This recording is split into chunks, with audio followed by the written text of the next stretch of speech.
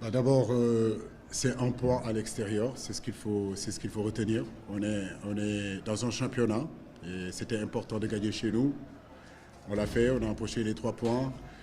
On aurait aimé gagner aujourd'hui, mais on est tombé aussi face à une très belle équipe du Togo, très motivée, qui avait aussi peut-être 2 jours ou 3 jours de repos plus que nous. Je pense qu'on a manqué un petit peu de fraîcheur avec la chaleur. C'est un match plutôt équilibré. Je crois que le match nul reflète la physionomie de ce match-là. Ils ont eu des occasions pour gagner le match. Nous aussi, on a eu des occasions très nettes pour pouvoir gagner le match. En réalité, le point pris à l'extérieur, j'ai envie de dire que c'est satisfaisant. Nous allons continuer à travailler. Très bien. Le micro, s'il vous plaît. Ok, allez-y. Après, à la fin. Donald Ziziga, Victor Lefebvre. Coach, qu'est-ce qui a manqué dans votre équipe ce soir? Des buts, tout simplement. C'est aussi ça. Arafat. Bonsoir. Le micro, s'il vous plaît. Coach, bonsoir. Est-ce que le Sénégal n'a pas joué aujourd'hui un peu le pied levé pour avoir son effectif complet à la CAN? Non. Je crois que je suis satisfait de l'engagement de mes joueurs. Ils sont très professionnels. C'est des joueurs qui quittent leur club pour venir défendre les couleurs de l'équipe nationale du Sénégal. Il faut les respecter. Je crois qu'ils ont tout donné dans des périodes où il y a beaucoup de matchs qui s'enchaînent dans leur club. Arriver aujourd'hui avec cette chaleur et puis un match à l'extérieur, un stade bien rempli, pratiquement 90% du stade qui était contre nous, dans un contexte très difficile, sortir ici et partir avec un point, écoutez, on ne peut pas dire qu'ils ont économisé. Je crois que c'est une place difficile, on le sait, j'en ai parlé hier en conférence de presse. Je ne crois pas que beaucoup d'équipes gagneront ici. La preuve, ça fait 2 ans que cette équipe togolaise ne perd pas à domicile, ce n'est rien du tout. Donc, non, je ne crois pas qu'ils aient levé le pied. Ils ont donné le maximum de ce qu'ils pouvaient donner. Comme d'habitude, c'est ce qu'ils ont toujours fait. Le micro. Hugues Atico et après Jean Cantier. Alors, Hugues Atico, alors coach, est-ce que vous vous attendiez quand même à ce match des éperviers? C'est vrai que c'est le but seul qui a manqué, sinon les éperviers étaient tactiquement en place. Est-ce que vous attendiez un peu à ce match des éperviers ce soir? Je ne sais pas, est-ce que je m'attendais à un match des éperviers? Moi, je crois que les éperviers, ça ne m'intéresse pas. Ils ont un entraîneur. Il va arriver tout à l'heure vous dire les choses comme il se doit. Posez-moi des questions plutôt sur mon équipe. Alors, coach, est-ce que vous avez eu peur de l'équipe togolaise, surtout dans le jeu? On a vu, à mesure qu'on évoluait, on voyait l'équipe sénégalaise prudente dans le jeu réservé. Est-ce qu'à un moment donné, vous avez eu peur de la réaction du dispositif tactico-technique du Togo? Écoutez, peur de quoi? De quoi voulez-vous qu'on ait peur? Nous, on a voyagé partout en Afrique. On s'est déplacé partout. Peur, ça ne fait pas partie de notre vocabulaire. Voilà, il y avait une équipe en face, qui était le Togo, qui avait des arguments à faire valoir. En venant ici, nous savions que ça allait être un match difficile. Ça n'a pas loupé. Ça a été un match difficile.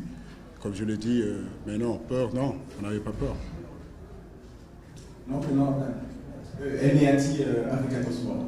Coach, on a vu en première période, vous avez été très en difficulté après 10 minutes de jeu. Est-ce qu'avec Idrissa Gana Gueye qui n'était pas très bien inspiré, il y avait également Sadio Mané qui ne trouvait pas ses qualités de percussion? Est-ce que l'emplacement a un peu manqué à l'entrejeu du Sénégal cet après-midi? Non, je pense que dans l'entrejeu, effectivement, on a été un petit peu basculé en première période. Mais dans l'ensemble, je crois qu'on a su le gérer, rectifier en deuxième période. Il y avait trop d'espace entre nous, entre notre défense et notre milieu, et entre notre milieu et notre attaque. En réalité, que ce soit les joueurs togolais se sont infiltrés dans ce milieu de terrain, notamment le numéro 17, qui a pu toucher des ballons et distiller beaucoup de jeux. On l'a laissé un petit peu diriger le jeu, mais en deuxième période, on a été beaucoup plus compact, beaucoup plus serré, beaucoup plus fermé. On a pu récupérer les ballons et pouvoir se projeter. Et je pense qu'en deuxième période, on pouvait scorer aussi. Comment Eklou, après Evans et Henri Akoudou après. Comment Eklou est réussi. Et maintenant, cap sur la CAN.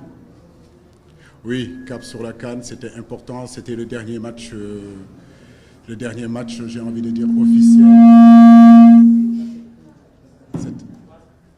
Donc je disais que c'était le dernier match avant la CAN.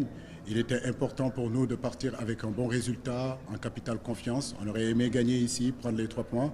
Mais je crois que maintenant, les 2 matchs, on a les 4 points. On est premier dans notre poule. On aura le temps de parler de ces éliminatoires de la Coupe du Monde après la CAN. Aujourd'hui, on est focus sur la CAN. Nous partons avec 1 point, nous partons avec 4 points. Nous restons premiers de ce classement sur un championnat qui sera très difficile. Le Togo viendra à Dakar. Donc c'est les éliminatoires de la Coupe du Monde. On sait qu'on doit gagner chez nous et faire match nul au moins à l'extérieur ou gagner à l'extérieur. Donc nous sommes sur le bon tempo. Même si le match d'aujourd'hui, on peut penser qu'on pouvait le gagner comme on pouvait le perdre. Comme je le disais, c'est un match qui a été plutôt équilibré des 2 côtés. Parce que si le Togo marque, il n'y a rien à dire. Mais si le Sénégal marquait aussi, il n'y avait rien à dire. Je crois que le partage des points est équitable. Bonsoir coach. Votre réseau défensif a concédé énormément d'occasions en fin de match. Êtes-vous satisfait de la charnière centrale Moussa Nakate à Mali? Je parle équipe, je crois qu'on est un membre. Moi, je ne parle pas d'individualité, je parle de système collectif, je parle d'une équipe collective.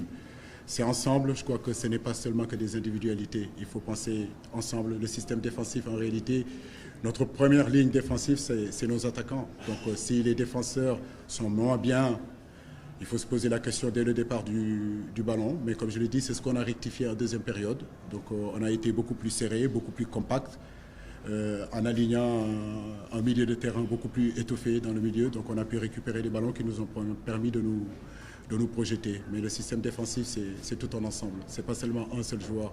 Moi, je ne parle pas sur un joueur. Je parle souvent sur le collectif. Coach, par rapport à la rencontre de l'autre fois, où vous avez joué en 4-3-3. S'il vous plaît, qui prend la parole? Présentez-vous s'il vous plaît. Yvan de Live Sports. Par rapport à la rencontre contre le Soudan du Sud, où vous avez présenté un 4-3-3, aujourd'hui vous avez évolué avec 2 milieux défensifs, c'est-à-dire Kara Gueye et Tchèque Boyardé. Est-ce dû au système tactique du Togo ou bien c'était juste pour préserver un résultat?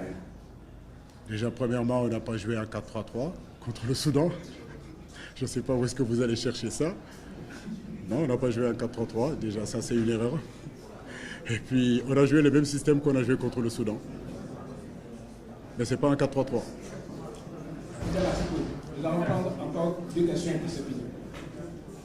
Je rappelle que la délégation sénégalaise va prendre son rôle tout à l'heure, donc nous n'allons pas abuser quand même de la patience du coach. Edem Atiko. Edem Atiko et les Citos Protégés. Bonsoir coach. Bonsoir. En tant que champion d'Afrique en titre, tout le monde vous attendait et aujourd'hui, ça peut être synonyme d'une petite victoire pour le Togo.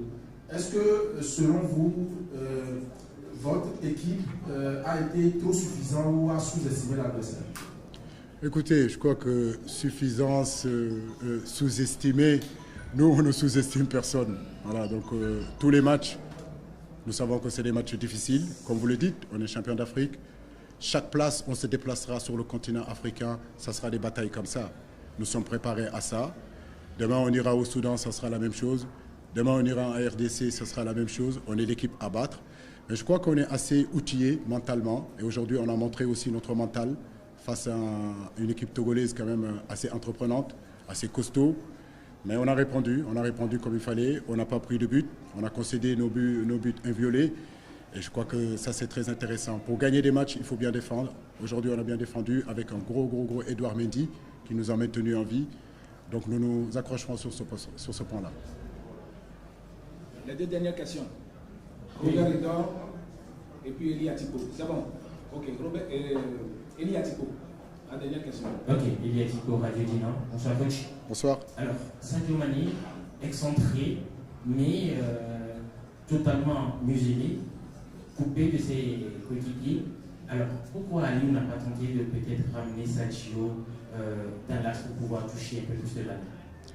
Écoutez, encore une fois de suite, c'est l'analyse que vous faites. Est-ce que Sadio Mané a joué véritablement excentré? Je ne sais pas où est-ce que vous allez chercher ça, mais effectivement, on a joué avec 2 attaquants, Sadio Mané et Ismaïla Sarr. Et Sadio Mané a plutôt joué à l'intérieur du jeu, dans le couloir 2. Il n'a pas joué excentré. C'est la lecture que vous faites et l'analyse que vous faites.